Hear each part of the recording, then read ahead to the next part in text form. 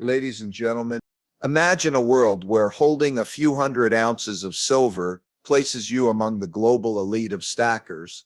It's not about owning every ounce. You don't need a fortress vault or bottomless wallet. You just need the right insight, the right thresholds, and the conviction to accumulate steadily. Today, we're going to decode exactly how much silver you need to join the ranks of the top 20 cent at 5% or even 1% of all stackers, and why it matters. When you look at the world of silver accumulation, it's easy to assume that to stand out, you need an enormous amount of metal locked away somewhere. But that's rarely the case. The reality is that most people participating in this market hold very little in, and the distribution of ownership is far more concentrated than most realize.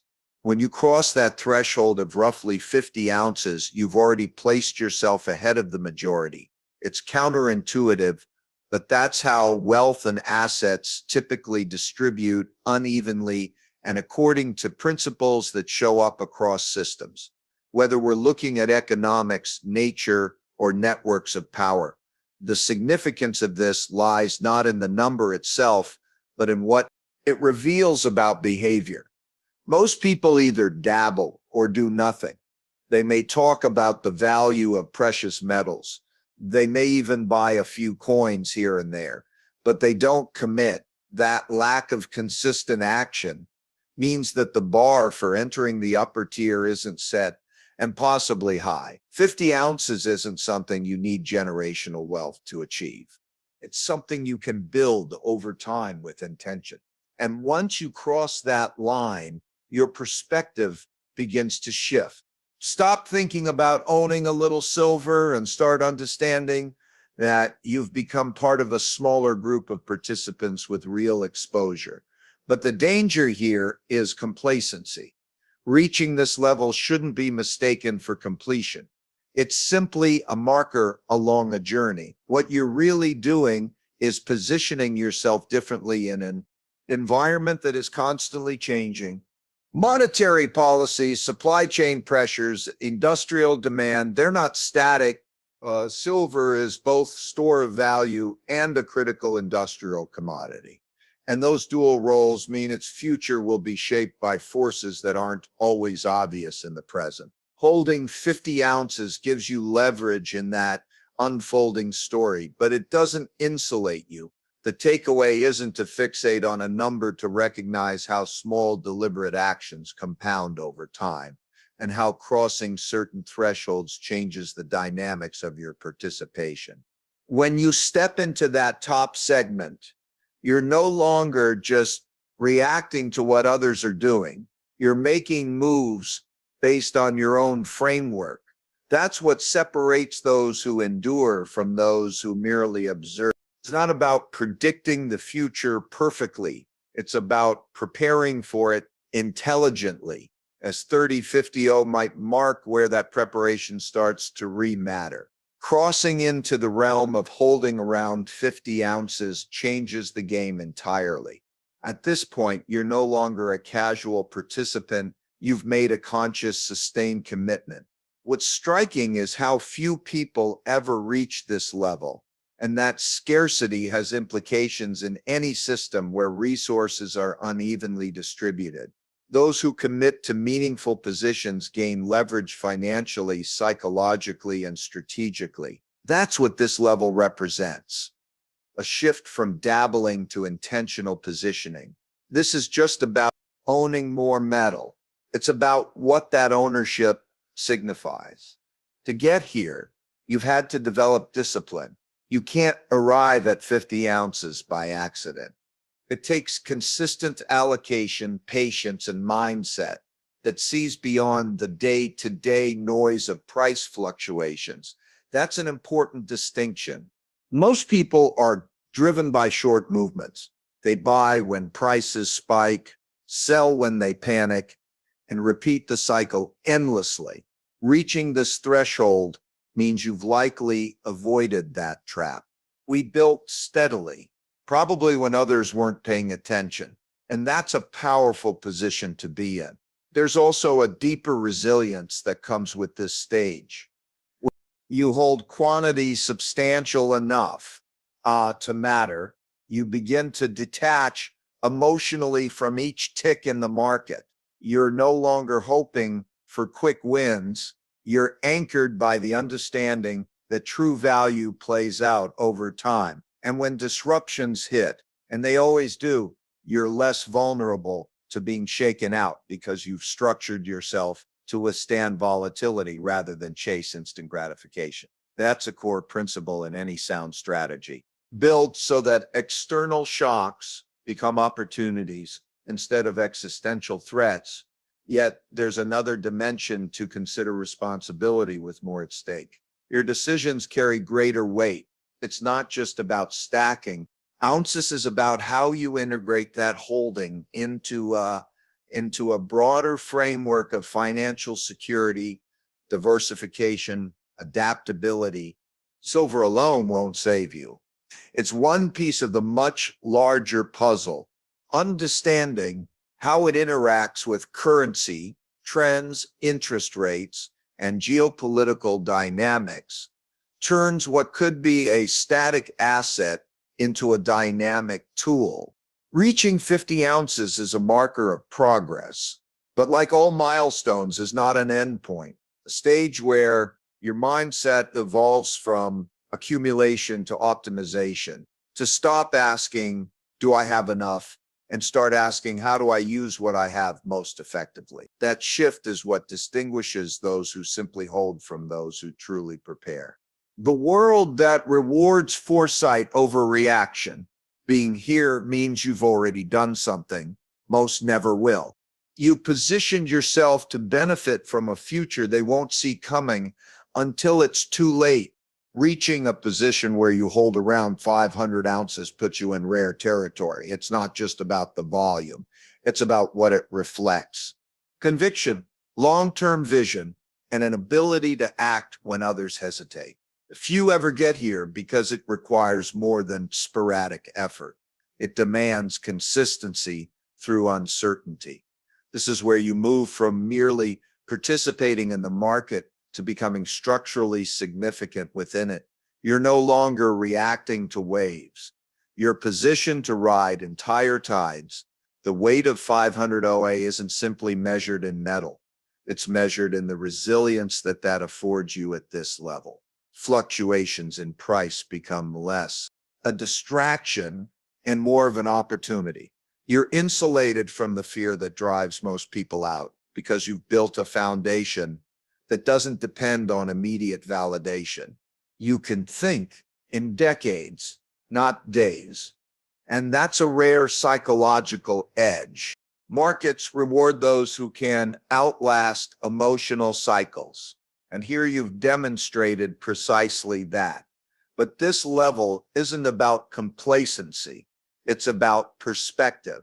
With size comes exposure, and with exposure comes responsibility. It's not enough to hold and hope. You must constantly reassess, what role does this position play within your broader financial ecosystem? How does it interact with other assets, with shifting monetary policies, with technological and industrial development? At this level, silver stops being a passive store of value and becomes an active strategic asset. You've moved beyond merely accumulating to managing with purpose.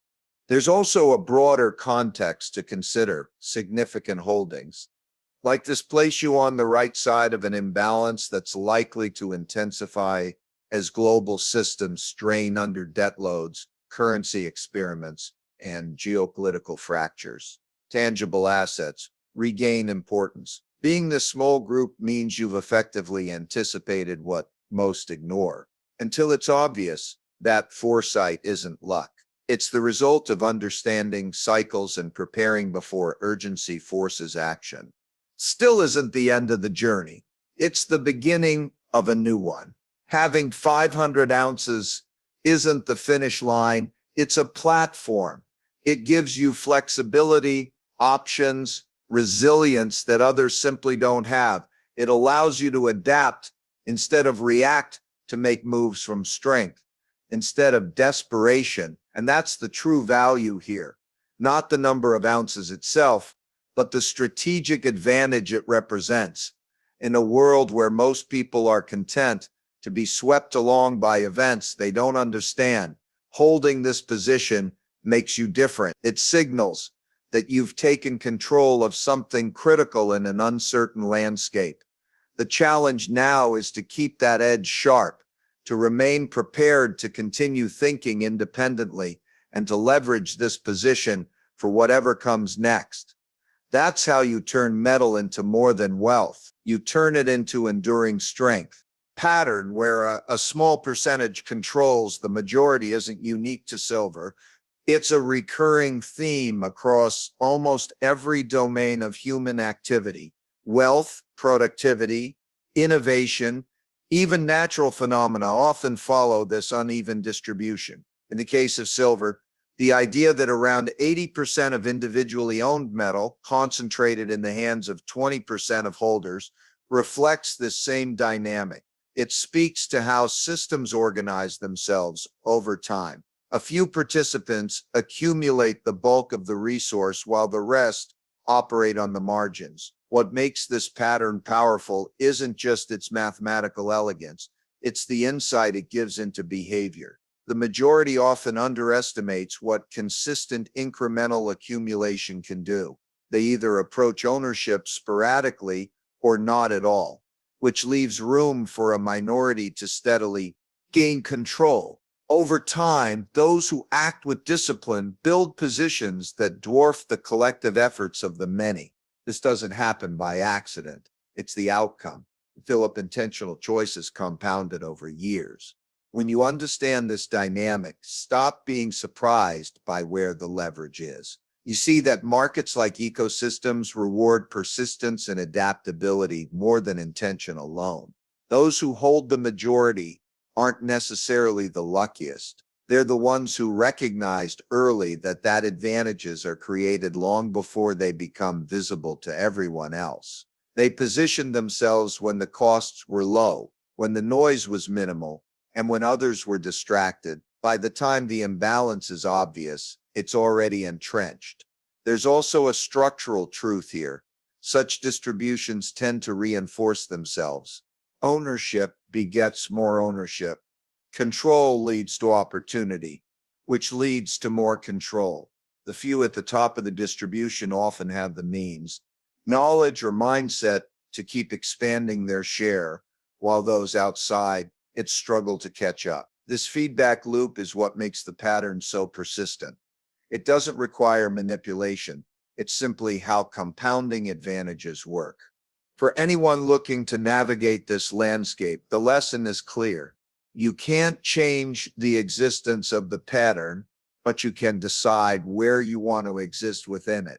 Recognizing that a minority will always hold the bulk shouldn't discourage action. It should clarify it. If you want to benefit from this reality, you have to become part of the minority that acts early and consistently. That's what gives you a stake in the system, instead of leaving you subject to it. Ultimately, principle isn't about numbers. It's about positioning. Understanding the asymmetry in how assets are distributed allows you to see past the illusion of fairness that markets often project. It reveals where the true power lies, what it takes to claim a share of it. And once you see it, you can never go back to thinking like the majority again. When you look closer at these numbers, you realize that they're built on layers of assumptions. The headline figures suggest that a certain amount places you among the very top, but the reality is often more nuanced. Significant portion of silver in circulation isn't in the hands of everyday individuals. It's held by dealers, refiners, small businesses, and even institutions managing inventories for industrial needs. When you strip that out, the thresholds for being among the leading individual holders could be far lower than most people think. Some estimates point to a figure closer to 100 ounces as enough to stand in the top tier of personal ownership. While we can't know the exact figure, the possibility itself is telling this matters because it reshapes how we think about opportunity. If the true bar for being meaningfully positioned is lower, then far